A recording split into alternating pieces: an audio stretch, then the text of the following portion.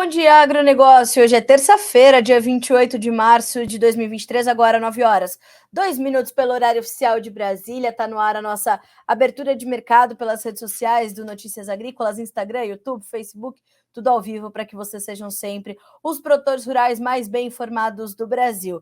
Primeiro recadinho de hoje é que temos convidado Marcelo Debaco, diretor da Debaco Corretora, estará conosco para a gente entender um pouco mais do mercado do trigo, o que a gente pode esperar do mercado internacional e, naturalmente, como tudo isso impacta o mercado brasileiro, a formação do seu preço aqui no país e como os seus negócios vão caminhando. Nós temos também o apoio da Cochupé, a maior cooperativa de cafeicultores do mundo, sempre conosco aqui no Bom Dia Agronegócio, e temos também o apoio de Letícia Guimarães, nosso especialista em proteínas animais, que nos acompanha e garante ali a nossa interatividade. Então, tem dúvidas, tem perguntas, tem críticas ou sugestões, manda para a gente, manda também de onde você está falando, a gente quer te ouvir. Então, a Letícia está cuidando ali de receber todos os nossos recados e garantir que, e vai me ajudando, claro, também a responder tudo, né, que vocês vão mandando por aqui. Pode mandar pelo Instagram, pode mandar pelo YouTube, todas as plataformas, nossas linhas de comunicação estão abertas a partir de agora, combinado assim? Bom, primeira coisa, né, vamos tratar dos preços, de saber como é que estão as cotações na manhã dessa terça-feira, para a gente, então, ir desdobrando os assuntos. Um dos nossos destaques hoje será certamente o mercado financeiro brasileiro, que espera pelo arcabouço fiscal, tão logo eu consiga prender este fio aqui, não é verdade? Mas agora, acho que sim. Bom, como eu dizia, vamos primeiro tratar, então, dos preços, né? E na Bolsa de Chicago, que nós temos uma alta para a soja de 0,6%, para 14 dólares e 51 centos por bushel. O milho cai um pouquinho, 0,1%, 6 dólares e 47 centos.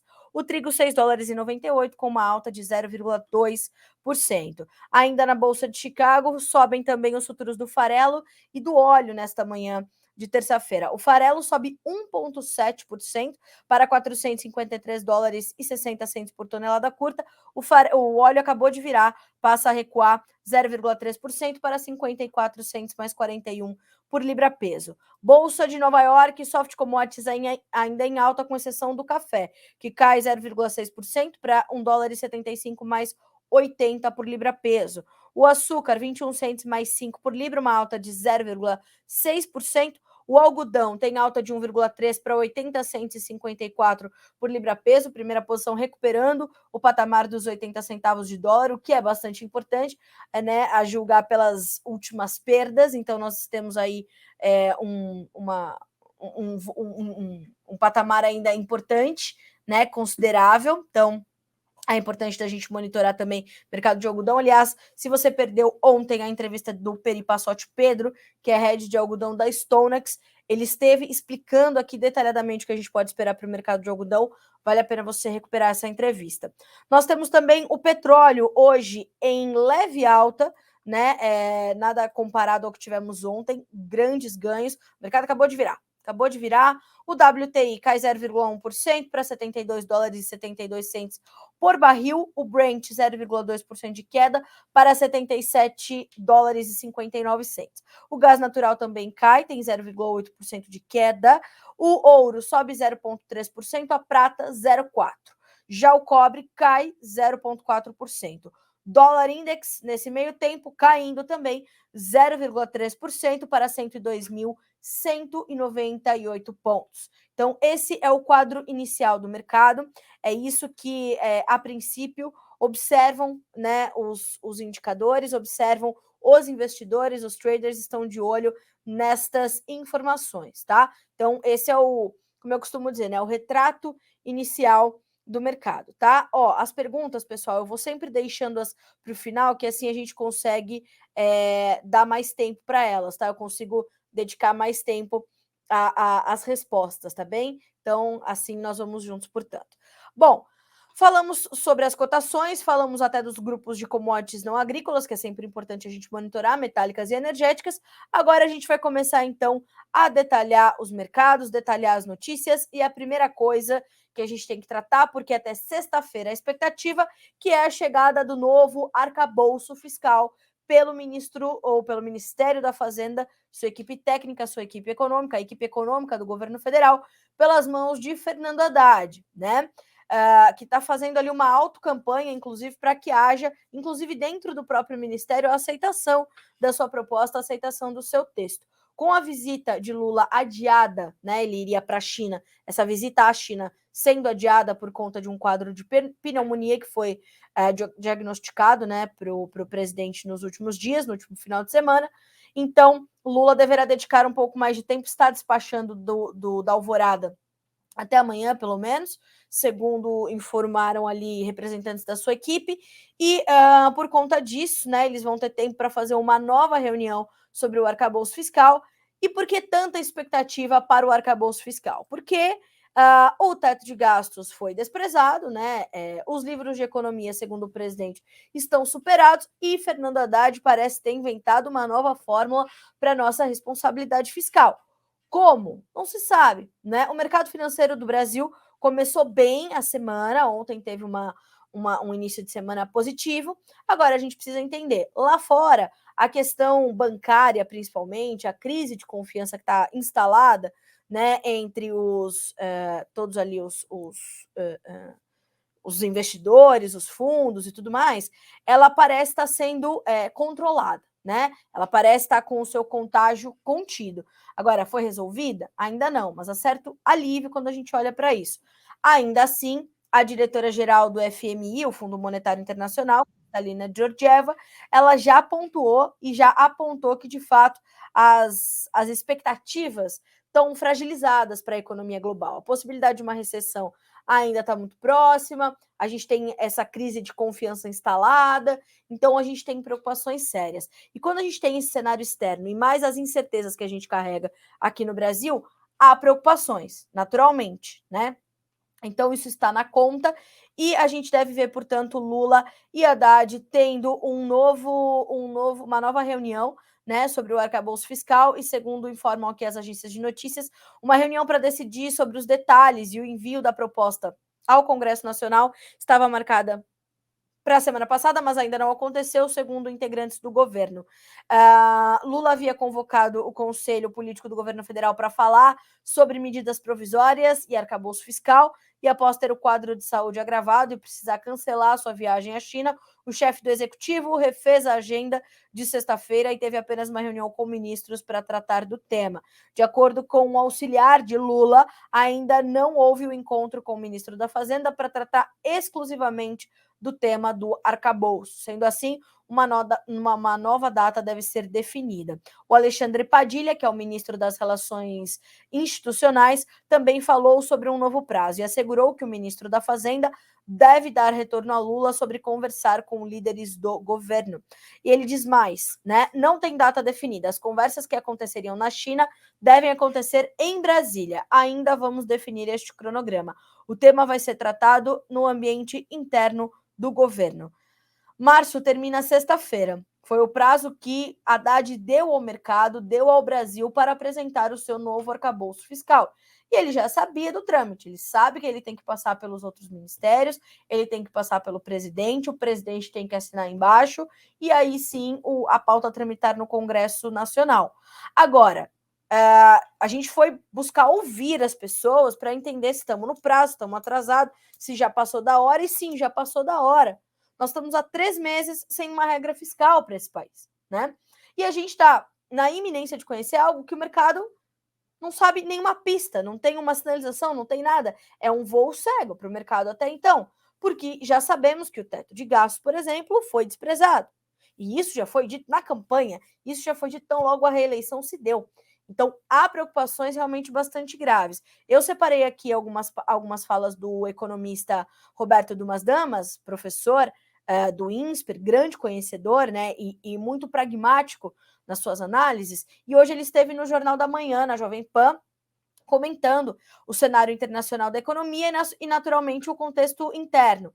Né? E, segundo ele, o problema dos juros altos no Brasil, com a taxa Selic mantida em 13,75% pelo Copom, Comitê de Política Monetária do Banco Central, não podem ser resolvidos na, abre aspas para o professor Dumas, na marretada, fecha aspas. E ele ainda defendeu a manutenção da taxa no mesmo patamar por falar que existe, atualmente, uma inflação por demanda, que é o que os outros economistas também vêm explicando, o que ainda pode, segundo ele, ser resolvido com a taxa de juros. Abre aspas para o professor Dumas. Já estão arranjando um bode expiatório para o pequeno crescimento. Não se baixa juros na pancada. Isso não é história de Big Brother. Não adianta fazer passeata no meio da Paulista. Hashtag baixa os juros já. O professor Dumas é impecável, né? Ele é impecável, indefectível. Os juros estão altos porque o governo gasta demais. Isso já foi falado várias vezes. Um dos títulos que há para financiar a dívida pública é o IFT, Letra Financeira do Tesouro, atrelada à Selic, que nós compramos 70%.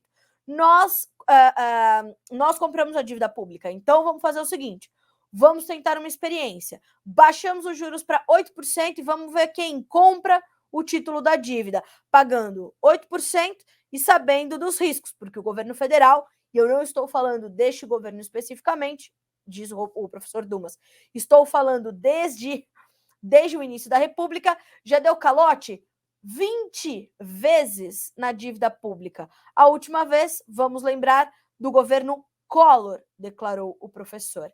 Fica claro, né? Graças a Deus é professor, Roberto Dumas Damas, o que faz com que o seu conhecimento seja compartilhado, graças a Deus, porque é um homem completamente didático e deveria talvez estar ali dando alguns conselhos para Fernando Haddad, né? E para sua equipe. Não se pode fazer na economia só o que se quer porque se quer. E não sou eu que estou dizendo isso, são os economistas, são os analistas. Este populismo econômico vai levar o Brasil para o buraco. Já levou outras vezes. Não vai ser diferente agora. Então, minha gente, a gente tem muita coisa para ainda entender e buscar entender. Eu sugiro que vocês acompanhem o professor Dumas no Instagram.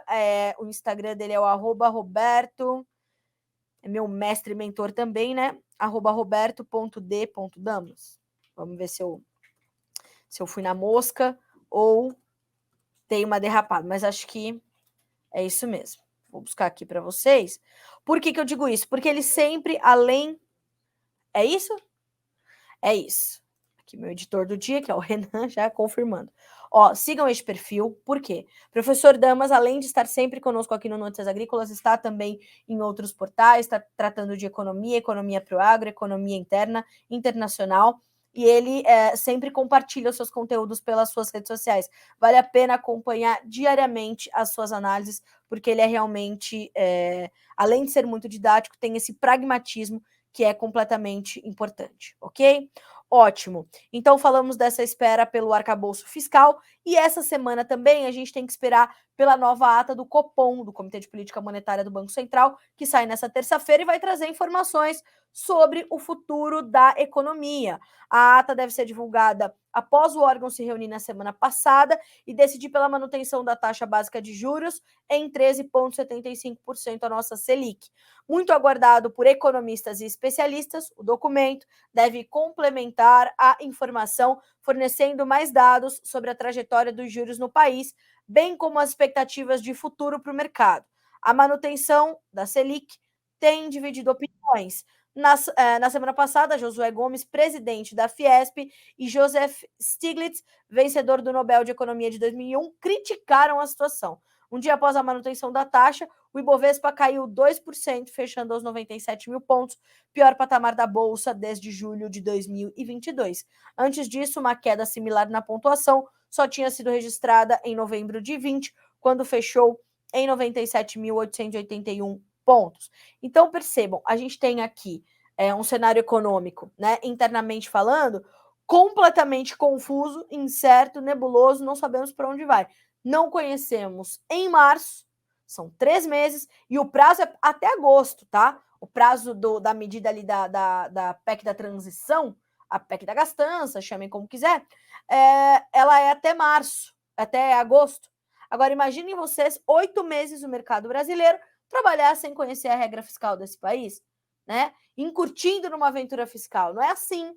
né? Isso aqui não é um filme dos anos 80 que a gente pode simplesmente iniciar uma aventura e vamos ver no que dá, senhor Fernando Haddad. Então, ó, março termina sexta-feira. Vamos ver o que o mercado vai receber até lá e o que a gente pode esperar, ok? Excelente. Pessoal que está mandando perguntas, mensagens, estou recebendo tudo por aqui. Continuem mandando e a gente vai atualizando vocês e vai respondendo logo na sequência, tá bem? Bom, vamos falar um pouquinho das nossas exportações. Ontem a SECEX, a Secretaria de Comércio Exterior, trouxe os dados das nossas exportações e a gente tem aqui alguns destaques. A primeira delas são as exportações de milho, que em março já passam de 1,1 milhão de toneladas, superando a última estimativa da ANEC, Associação Nacional dos Exportadores de Cereais. O volume embarcado em março já é mais de 79 vezes maior do que o acumulado em março de 2022. Então, a gente continua mandando muito milho para fora, um pouquinho menos do que em janeiro e fevereiro, mas ainda assim a gente está falando de muito milho, né? A ANEC esperava 900 mil toneladas para março e a gente já passa de 1 milhão. A nossa competitividade é muito importante agora, embora a gente veja uma competitividade crescente também pelos americanos, e a gente vê também a manutenção do acordo Rússia e Ucrânia, também trazendo alguma alternativa melhor ali para quem precisa comprar na região ali dos portos do Mar Negro, algo que a gente vai falar já já com o Marcelo Debaco. Mas então, as nossas exportações de milho continuam fortes. As exportações de carne de frango em 18 dias úteis ultrapassaram todo o volume exportado em março de 2022, não só em volume, mas também em receita, segundo o levantamento da Letícia Guimarães, nossa especialista aqui em proteínas animais no Notícias Agrícolas. E de acordo com os dados da SECEX, a receita obtida com as nossas exportações de carne de frango até esse momento são de 744 milhões 589 mil dólares, né? Então a gente está falando de um volume grande, né? Perdão, é isso mesmo. Então, a gente está falando também de um volume embarcado de 397.163 toneladas. Então, a gente está falando de muito frango e, graças a Deus, a gente está falando de, né, uma volta nas nossas exportações, uma volta desse bom desempenho das nossas vendas externas, que estavam patinando aí nos últimos meses de 22, começo de 23, mas agora as coisas começam a melhorar. Na carne bovina, temos destaque também porque o volume alcançado, exportado em esses primeiros 18 dias úteis de março, né? A gente está falando de 107,4 mil toneladas até a quarta semana. Mas o destaque nesse caso é o contrário, né? Com a ausência da China, a média diária dos nossos embarques registrou uma queda de 14,5% em relação à semana anterior, e aí os efeitos começaram a ser sentidos. Nós já sabíamos que com a retomada ou a suspensão do embargo, né, a retirada do embargo pelos chineses, faria com que a gente tivesse essa possibilidade de sentir os efeitos mais para frente, os efeitos negativos, o resultado desse período sem a China comprar, e agora a gente tem um tempinho também para a normalidade se estabelecer e a gente começar a ver essa retomada dos números das nossas exportações de carne bovina. Mais do que isso, a arroba do boi China já vem se recuperando de forma considerável nos últimos dias, segundo os analistas e consultores de mercado, e aos poucos isso vem acontecendo, mas com frigoríficos em férias coletivas, pecuaristas precisam controlar a oferta, segundo explicou o sócio e consultor da Boviplan, o André Aguiar, em entrevista ao Notícias Agrícolas. Estratégia dos frigoríficos passa por evitar supervalorização do boi China, achatando preços do animal comum. Vamos ver como é que tá a B3? Agora, para o boi gordo, mais uns minutinhos a gente já chama para nossa conversa aqui o Marcelo Debaco, para a gente entender um pouco mais do que esperar para o mercado do trigo. Bom, contrato para o boi gordo, contrato março caindo 0,5% para R$ 295,40 por arroba. O abril, R$ 297,30, uma queda de 0,07%. O maio, R$ 293,05, numa perda hoje de 0,3% na manhã dessa terça-feira. Agora, 9 horas e 21 minutos pelo horário oficial de Brasília, cai também o dólar, R$ 5,16, com baixa de 0,9% na manhã de hoje. Bom, falamos das nossas exportações, falamos do mercado do boi gordo. Vamos agora falar sobre custos de produção. O IMEA, o Instituto Mato Grossense de Economia Agropecuária, divulgou ali os seus dados sobre os custos de produção de soja e milho para a safra 2023-24. Para a soja, uma nova queda foi reportada. O IMEA divulgou o custo de produção para 23-24, referente ao mês, a sua nova estimativa apontando R$ 4.307,66 por hectare, uma redução de 0,3% no comparativo mensal e de expressivos 12,3% na frente à safra 2022-23. A desvalorização em relação à safra passada é pautada pela baixa nos preços dos insumos, sementes, fertilizantes e corretivos, que, por sua vez, é reflexo da menor procura pelos produtos neste início de compras para o ciclo. Já para o milho, a gente aponta, segundo os dados do IMEA, um pequeno reajuste, um pequeno aumento. De acordo com os dados, o custeio da cultura apresentou uma leve alta de 0,2% ante o mês de janeiro e ficou em R$ 3.363,14 por hectare. Por mais que em fevereiro tenha havido uma retração no custo, com defensivos em 1,6%, o custeio do cereal ficou maior devido à valorização nas despesas com fertilizantes em 0,9% em fevereiro. Então, estamos ali olhando para isso e você pode conferir esses dados completos dos custos de produção estimados pelo IMEA para soja e milho 23-24 aqui no Notícias Agrícolas. Bom, na sequência, outras informações importantes, mas estas que estão para ser divulgadas. O USDA, o Departamento de Agricultura dos Estados Unidos, traz nesta sexta-feira, dia 31 de março, o boletim chamado Prospective Plantings, ou seja, a intenção de plantio pelo produtor norte-americano. Esse reporte indica as primeiras projeções oficiais de área para a safra 2023-24. E isso é importante porque vai começar a nos trazer as primeiras projeções oficiais, portanto, para esta nova temporada. As expectativas dão conta de uma área maior para soja, milho e trigo. A incógnita ainda é o algodão, algo que a gente também vai ter que monitorar, saber se haverá uma troca de área, uma migração de cultura, e este boletim, portanto, chega na próxima sexta-feira, dia 31 de março. Agora, os analistas e consultores de mercado se perguntam se esses números serão suficientes para mudar a direção dos preços de soja, milho e trigo, principalmente negociados na Bolsa de Chicago, que precisam, de fato, de novidades, de alguma faísca para determinarem uma direção mais clara, mais bem definida, a partir de agora, a partir dessa safra 23-24 dos Estados Unidos, começar a entrar cada vez mais no radar dos traders que negociam os grãos no mercado futuro norte-americano. Senhoras e senhores, 9h25 pelo horário oficial de Brasília. Uma última informação antes da gente chamar meu amigo Marcelo De Bacco é o avanço da gripe aviária. A Argentina já chega a 68 casos confirmados, sendo 8 em granjas comerciais. Também pelas mãos de Letícia Guimarães é possível saber que a contagem de casos na Argentina se encontra na seguinte forma: 55 casos em aves domésticas, 8 no setor de avicultura comercial e 5 em aves silvestres, distribuídos com 19 em Córdoba, 17 em Buenos Aires, 10 em Neuquén, 7 em Santa Fé, 5 em Rio Negro, 2 em São Luís, 2 no Chaco, 2 em La Pampa, 1 em Jujuí e 1 em Santiago del Estero, além de 1 em Salta e 1 em Chubut, tá? Então, Argentina confirmando 68 casos. E assim, aqui no Brasil, a FACTA, a Fundação de Apoio à Ciência e Tecnologias Avícolas,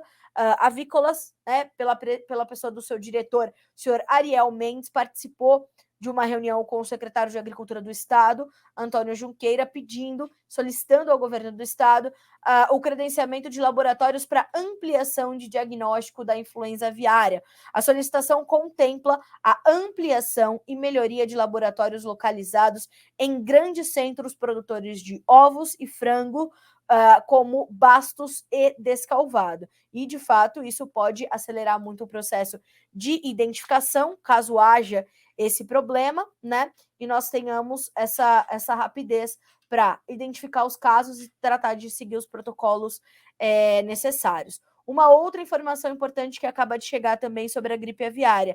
Foi detectada uma infecção humana por influenza aviária, o terceiro caso desde 2022 na China, em uma mulher. As informações foram divulgadas pelo Centro de Pesquisa e Política de Doenças Infecciosas, ligado à Universidade do Minnesota, nos Estados Unidos. Então, é isso, uma mulher de 56 anos, da cidade de Johnson, que tem uma população de cerca de 4,4 milhões de pessoas, de acordo com um comunicado traduzido e publicado pelo Avian Flu Diary, uma doença, um blog, né, de notícias que trouxe essa informação.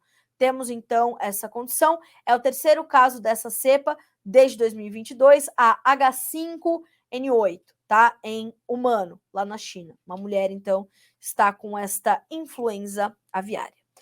Bom, senhoras e senhores, agora 9 horas e 27 minutos pelo horário oficial de Brasília.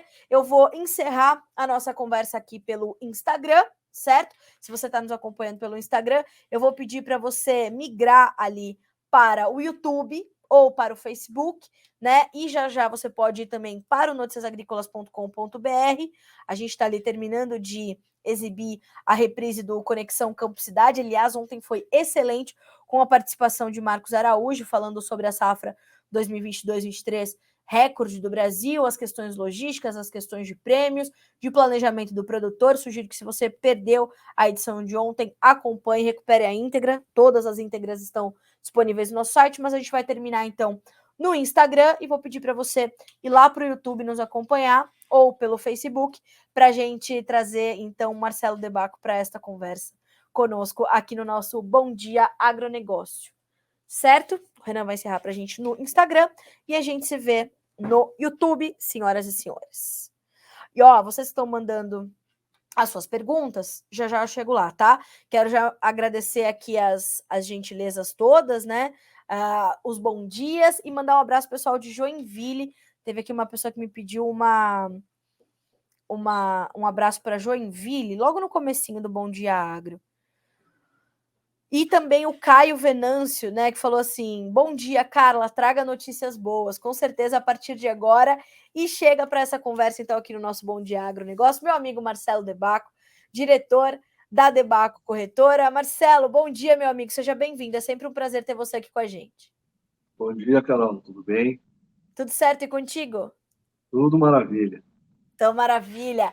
Marcelo De Bacco, o mercado de trigo ficou agitado aí nos últimos dias, internacionalmente falando, e esses rumores aí de que a Rússia pode suspender exportações. Aí vem as fontes, conversam com as agências internacionais, digam, não, nós não vamos suspender nada. O que a gente quer é pelo menos um preço mínimo, um preço médio para a gente garantir ali custos de produção. O que se sabe até agora, o que é fato e o que é boato, Marcelo? Bom, Carol, o que a gente percebe, falando com os nossos contatos, é que existiu realmente uma primeira intenção de restringir as exportações, só que é um momento em que o dólar estava acima de 77 rublos, um momento que o produtor conseguia ter um retorno um pouco de maquiagem monetária, né, em cima do câmbio russo, e eles, então, não, vamos fazer o seguinte, tem que ter um preço mínimo para o produtor que não pode ser menor que 275 dólares. Então, essa é aquele tipo de diálogo desastroso de Estado, onde as pessoas conversam com os microfones abertos, fazem suas manifestações e depois o mercado reage com força. E o que a gente vê também é que tem muita gente vendida no mercado. A gente percebe as quedas que houveram desde que abriu o canal de segurança de navegação do Mar Negro, o Tratado de Istambul. O mercado caiu de 11,02, voltando até abaixo do que estava no período pré-guerra. Então, esse momento foi um momento de vendas muito fortes, o pessoal vendeu muitas posições, também agora março estava bastante vendido, e qualquer notícia é notícia para recompra e o pessoal tentar realizar um pouco de lucro. E isso, portanto, pode ter uma vida curta, esse movimento, ou tem espaço para que esse cenário e essa necessidade de fazer lucro do mercado continue se estendendo e a gente possa ver ainda movimentos semelhantes, Marcelo? Se a gente for atrás do fundamento, né, do oferta e demanda, a gente tem aí um dos maiores exportadores mundiais com segurança, que são os Estados Unidos, com uma seca bem persistente, desde o plantio até agora se estende a seca, as lavouras americanas estão numa situação de bom excelente em 15%, muito abaixo do histórico ou do desejável, enquanto a Europa tem ali 35% só de lavouras com problema. Então, a situação global de lavoura de inverno é muito preocupante porque é a maior safra que abastece a maior quantidade de importadores globais. Lembrando que dos 7 maiores exportadores, 5 estão no hemisfério norte. Então, essa lavoura, essa colheita que vai acontecer em junho, julho, maio, pedacinho de maio, junho, julho, ela tem um impacto muito grande na precificação da alimentação global. Esse é o ponto fundamental. E existe também a especulação que corre pelo globo todo, e sempre aconteceu, não é uma coisa nova, mas a gente tem aí a situação dos juros, né? No Brasil, nós tivemos um aumento de 200% dos juros, no mundo inteiro isso aconteceu, nós não fomos o primeiro a tomar essa decisão de reduzir a liquidez do mercado via juros, isso é uma coisa bastante tradicional de fazer, e essa situação da resposta dos juros e a insegurança bancária, a gente vê aí até o Deutsche Bank falando em uma situação ruim, um banco muito sólido até ontem. Então, a gente percebe que existem outras influências que podem fazer o mercado ter um topo, um teto e um piso. O piso vai ser determinado pela situação da lavoura daqui do degelo até a colheita. Então, tem todo o mercado de clima daqui para frente, para o hemisfério norte, especialmente, e tem o mercado de papel, de dinheiro também, que vai influenciar. Tem uma limitação para o mercado bater no teto, porque ninguém vai ficar carregando posição muito longa, vendido ou comprado, e isso é que vai fazer esse serrote do mercado ficar tão marcado. Inclusive, a gente viu nos últimos dias as posições vendidas dos fundos aumentarem nos grãos, né, Marcelo? Justamente, a gente percebe, Carol, que as matérias-primas, os commodities agrícolas e minerais, estão numa situação bastante apertada, porque a especulação olha para o mercado da commodity com uma possibilidade de um day trade, ou seja, tem uma velocidade, uma liquidez muito importante. Por outro lado, o custo do dinheiro para operar nesse mercado é muito elevado. Então, eles têm operações cada vez mais estranguladas, cada vez menos eu posso ficar exposto no mercado, porque esse dinheiro que eu estou exposto tem uma oportunidade noutra ponta. Então, a gente vai ver esse mercado flutuar bastante, com espaços, com gritos bastante altos, tanto no momento da vale como no momento do pico, mas a gente tem que ficar atentos ao seguinte: não tem trigo suficiente, a produção foi ultrapassada pela demanda, não existe acúmulo de estoque nos últimos 4, 5 anos, então realmente qualquer problema climático ou qualquer problema maior para a situação de guerra Rússia e Ucrânia pode trazer um desabastecimento para os grandes importadores. E a necessidade de comércio global cresceu mais de 50 milhões de toneladas desde 2016 até agora. Então, não tem muito refresco. Quem precisa comprar trigo fora de casa vai encontrar um mercado bastante heterogêneo, com momentos bastante fortes aí de oportunidade. Isso que a gente está falando de trigo, que tem safra de inverno e de primavera. Imagina a soja e milho, que a gente só tem uma safra no hemisfério norte e uma safra no hemisfério sul. Não existe, não é tão espalhado como existe a oportunidade para o trigo. Marcelo, como é que a gente hoje pode entender a Rússia e a Ucrânia nesse contexto todo, né? Ainda estão em guerra, mais de um ano já dessa guerra. Como é que a gente coloca essas duas peças no tabuleiro?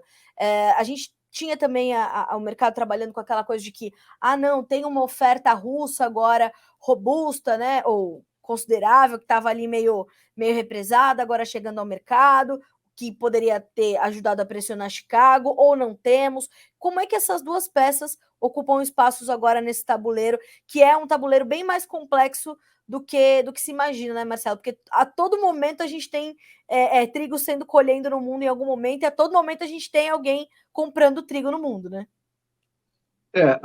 O posicionamento, assim, a interpretação sobre Rússia e Ucrânia é que a Ucrânia praticamente não tem mais estoques para vender, eles já fizeram a campanha de vendas deles, a comunidade europeia foi o grande comprador desse trigo ucraniano.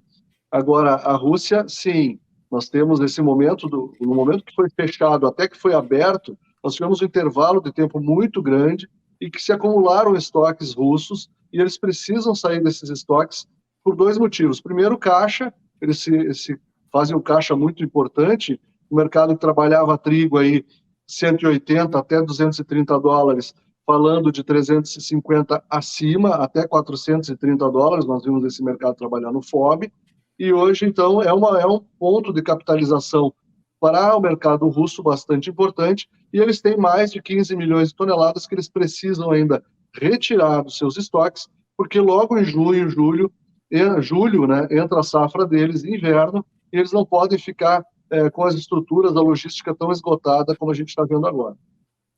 Marcelo, como é que, de outro lado, a gente observa os principais demandadores? Houve alguma mudança de comportamento entre eles? A gente vê ainda uma necessidade muito forte de recomposição de estoques nesses principais importadores. Como é que a gente observa o front da demanda agora? A gente vê a demanda bem retraída, depois de ter pago 480 dólares posto no CIF, custo e frete, eles viram o mercado trabalhar em 330.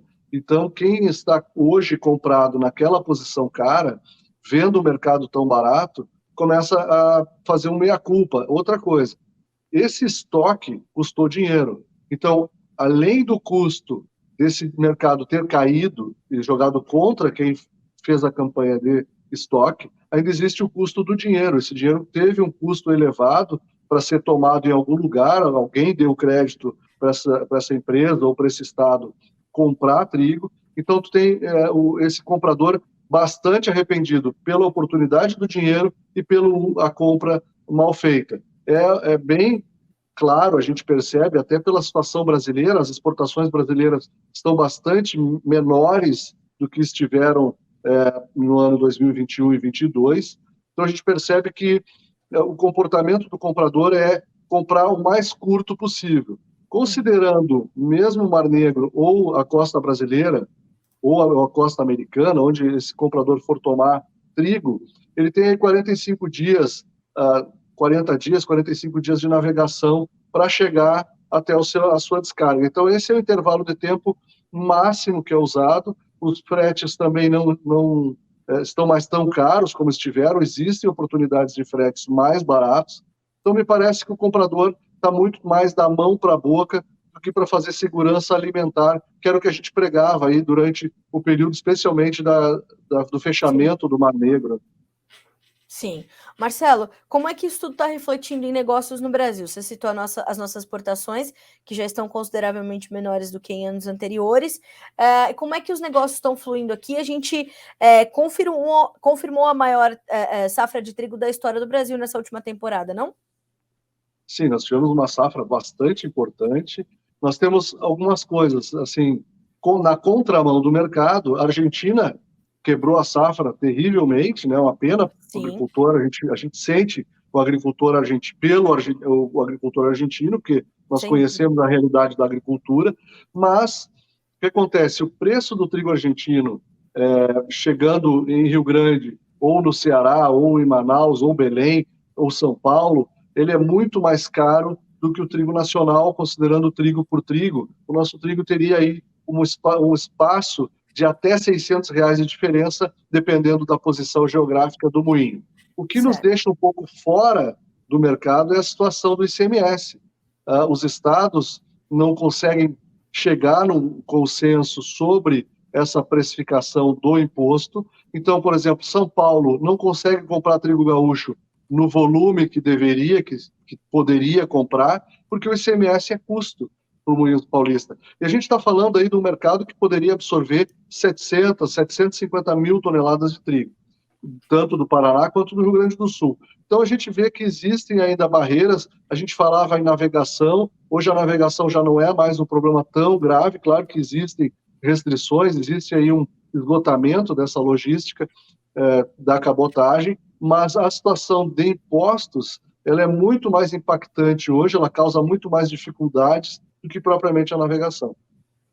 Marcelo, a gente tem problemas logísticos semelhantes ao que a gente tem para a soja, por exemplo, questões de armazenagem, questões do produtor às vezes ter que participar do mercado num momento em que ele não gostaria, justamente por conta dessas dificuldades de escoamento. Como é que para o trigo isso se aplica nesse esgotamento logístico? A gente precisa rever o quanto antes a nossa infraestrutura, né? Olha, Carol, se a gente fizer assim, só uma conta de matemática, né? Em 2010 produzia tanto de soja, tanto de milho, tanto de trigo. Não vamos falar de números, vamos falar só. Todo mundo tem isso na cabeça, né? E os portos continuam do mesmo tamanho.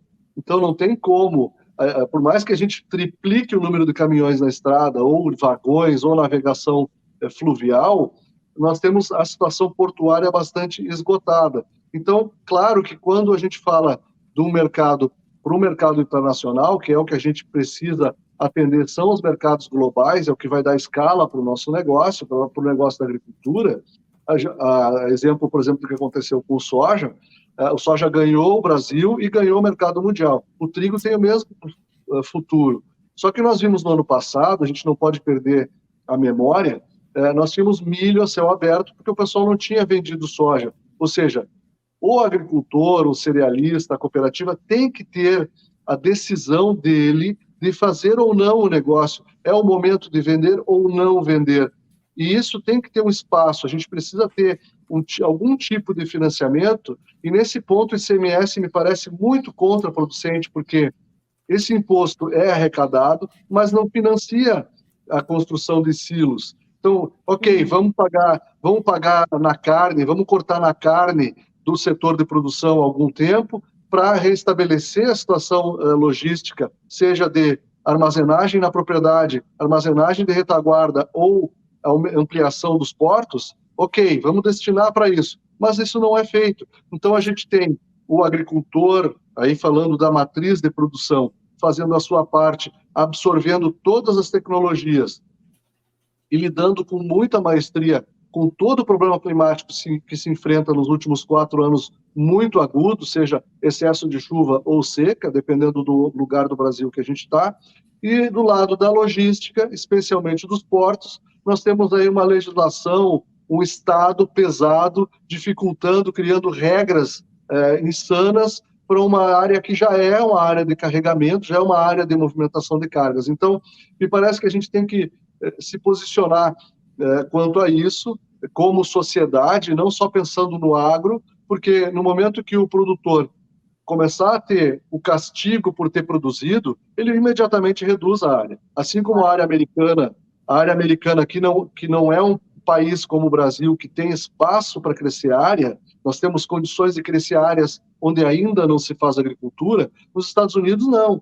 Se a área de trigo vai crescer nos Estados Unidos, é porque o preço está muito bom, a relação insumo-grão também está muito boa para aqueles produtores e eles têm infraestrutura. Então, para eles, essa decisão é muito mais matemática, muito mais cartesiana. Eu vou ganhar tanto, no fim, porque eu faço também o meu hedge na Bolsa, do que aqui. Nós temos, além da situação toda tributária, que a gente já falou, tem essa situação de estrutura portuária, as próprias rodovias são muito ruins, né? Então a gente percebe que o Brasil tem tudo para dar certo, mas precisa que aquilo que um dos maiores polos de geração de PIB seja atendido também com a devolução de parte daquilo que proporciona para a sociedade. Sensacional. Sempre análises muito completas, né? E não ali só para a gente entender o que está acontecendo agora. Marcelo, como a gente traduz isso tudo para preços? São preços que o produtor olha e, na necessidade, ele avança com seus negócios, ou são patamares que afastam, de fato, os vendedores da comercialização? Como é que está a evolução dos negócios aqui no nosso país com o nosso trigo, Marcelo? Carol, existe uma realidade bastante feroz assim, quanto ao produtor.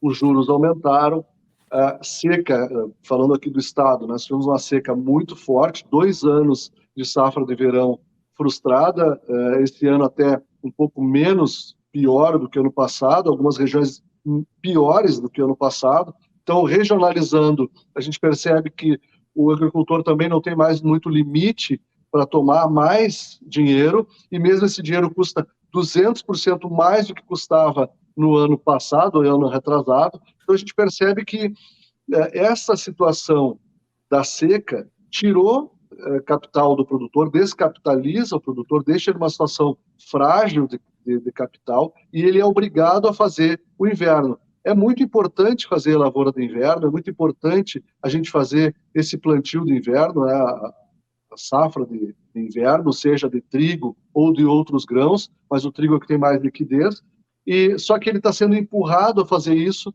porque ele precisa gerar um caixa para o inverno para entrar no verão com menos endividamento. Então é importante que a gente perceba essa realidade, não é uma realidade só de optar. O produtor não está optando por isso porque ele está com vontade. Ele tem uma necessidade de caixa que precisa ser atendida e precisa ser estabelecida através da sua propriedade, que já existe, já está lá pronta.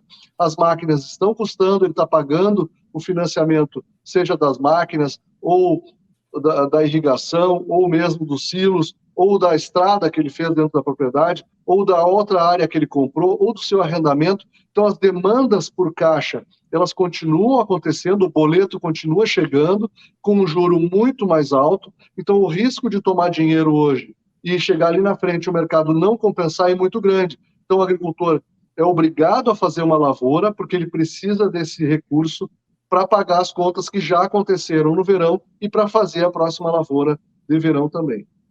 Ou seja, ele tem que ir, mesmo que aos poucos, e tentando pensar um momento pelo outro e participando do mercado com gestão e com planejamento, né, Marcelo? Exatamente. Os preços, né, Carol, aí fazendo a chave aí do que o produtor pede, os preços são menores do que o ano passado, não tem dúvida. Nessa época agora, nós estaríamos vendendo trigo R$ 200 até R$ 300 mais caro do que estamos vendendo hoje, tanto no mercado interno quanto a exportação. Obviamente que nesse momento a colheita de soja dá uma travada um pouco na comercialização, porque é difícil movimentar os dois grãos, mesmo que tenha acontecido a quebra, existe a necessidade das logísticas se complementarem, e nesse momento, então, a gente tem uma comercialização um pouco mais truncada, mas o preço continua abaixo dos preços praticados no ano passado. Isso já é uma característica que a gente percebe justamente pela dificuldade da gente sair com o trigo para outras regiões, como, por exemplo, o Norte e Nordeste, São Paulo, como eu comentei. O Paraná tem sido um grande comprador, a gente tem participado bem desse mercado. Aconteceram negócios de cabotagem para o Norte e Nordeste, um volume até um pouquinho acima do que se fez no ano passado, mas é importante que isso poderia ser maior, não fosse algumas dificuldades internas que seriam de fácil solução, na minha interpretação. Maravilha. Marcelo, a gente vai continuar acompanhando e monitorando, claro, sempre com a sua tutela. Obrigada mais uma vez pela disponibilidade de estar conosco aqui no Bom Dia Agro, de falar com a nossa audiência. É sempre um prazer receber você aqui. Obrigada mais uma vez. Excelente terça-feira para você e para todo o seu time, toda a sua família. Obrigada. Obrigado para vocês também. Tudo de bom. Um abraço, Marcelo. Até a próxima. Até logo. Até logo. Marcelo De Bacco, senhoras e senhores, análises sempre muito completas, e veja o que disse o Marcelo, né? A gente precisa ver o produtor avançando com os seus negócios, porque as coisas estão acontecendo. Ele vai precisar fazer outra safra, ele vai fazer outra safra. A demanda está acontecendo, está um pouco mais contida agora? Está, mas ela acontece, né? Então, é um momento de reorganização do mercado do trigo, é possível entender isso na fala do Marcelo, né? A gente vê preços voltando a patamares ali pré-guerra, até abaixo do que a gente via antes do conflito Rússia e Ucrânia, as duas peças ali voltando a se encaixar nesse tabuleiro, mas ainda com dificuldade. Então, de fato, é uma reorganização do mercado global de trigo. O Brasil, como se insere nisso? Tem esse potencial exportador, tem toda essa força, tem um trigo de qualidade para entregar para o mundo, mas como soja, como milho, vai esbarrar açúcar, a gente vai esbarrar em outras situações de dificuldade, como é o caso da logística, por exemplo.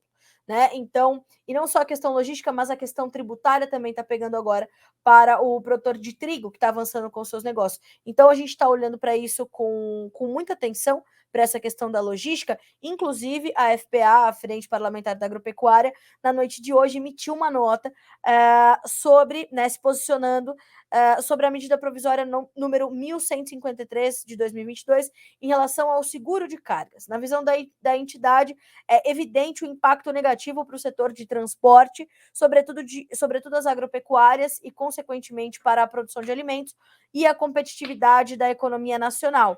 Além disso, há uma preocupação com o possível aumento de acidentes, roubos, furtos e fraudes envolvendo o transporte de cargas. A MP, ela impossibilita a atuação regressiva contra os transportes. Essa notícia já está em destaque aqui no Notícias Agrícolas. A nota da FPA diz: seguro mais caro, frete mais caro, alimento mais caro. Então, era né, em suma, o que dizia o Marcelo, a gente precisa otimizar as coisas. Enquanto isso, a gente vê, né, um caminho contra, né? Há ali regras contraproducentes sendo impostas para o agro brasileiro, que vão, claro, minar a nossa competitividade, inevitavelmente. Eu quero agradecer aqui as mensagens que a gente recebeu. O Matheus pergunta, o Matheus Nierley, qual a previsão de redução de preços do milho grão no Piauí? Apesar das chuvas intensas, o grão reagiu nas últimas 2 semanas para nós lojistas. Nierley de Altos, no Piauí. Nierley, olha só, o que nós temos é, de fato, uma pressão agora sobre os preços do milho, não no Piauí somente, mas no Brasil todo, porque nós temos a finalização da colheita da safra de verão, o plantio da nossa segunda safra, então tudo isso exerce uma pressão ali sobre as cotações.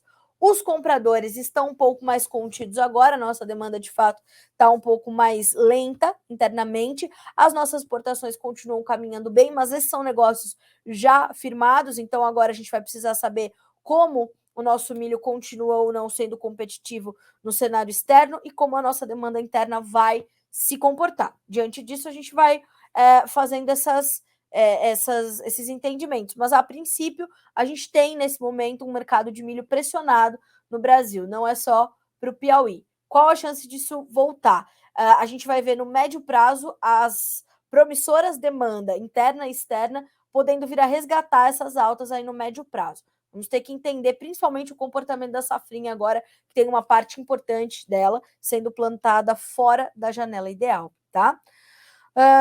Bom dia para aqui, para todo mundo tá mandando bom dia, e também para o Márcio Maciel de Manuel Ribas, no Paraná. Fala sobre os preços do trigo, Aline Barbieri. Bom, tivemos uma aula agora aqui sobre o mercado de trigo, né, Aline? E, de fato, sobre a soja, o que nós temos hoje. Temos um mercado que continua subindo, começou tímido, mas já vem intensificando os seus ganhos. Ali, nesse momento, altas de 6,5 a 9,5 pontos nos principais contratos. O mercado se recupera das baixas muito intensas que registrou nas últimas semanas, acumulou perdas aí consideráveis e agora vai tecnicamente se recuperando. Até porque está ali se antecipando ou esperando pelo novo boletim do USDA, que é bem importante, que chega nessa sexta-feira, trazendo a intenção de plantio para a safra 2023-24. Aí isso vai valer para milho e trigo também negociados na Bolsa de Chicago e para o algodão negociado na Bolsa de Londres, tá? Bom dia também para Deuseles João, de Patos de Minas, a Lúcia Rota, da Fazenda Rota, em Cabeceiras, Goiás. Um grande abraço, um abraço para ti também, minha amiga, obrigada pela audiência. O Wallace Caixeta, bom dia, Carla, Arizona, Goiás, terra do leite e da boa cachaça, coisa boa. A chuva se foi daqui, para plantar safrinha tá legal, agora espero que esteja tudo bem agora, né, pra gente avançar, pelo menos para terminar de colher soja e plantar safrinha, a chuva dá uma trégua, é legal, né? Bom dia também para Vanessa, para o Felipe e para o Mozart, que nos acompanham no YouTube, além do meu amigo Danilo Padovani e do Alisson Amado. Pessoal, muito obrigada pela audiência, né? É sempre bom dividir as minhas manhãs com vocês. A gente continua aqui com a nossa programação ao vivo no Notícias Agrícolas, para que vocês sejam sempre os produtores rurais mais bem informados do Brasil. Se você chegou agora, essa entrevista que acabamos de fazer com o Marcelo Debaco já está disponível para você na íntegra aqui no Notícias Agrícolas. Até amanhã, boa terça-feira para você, bons negócios.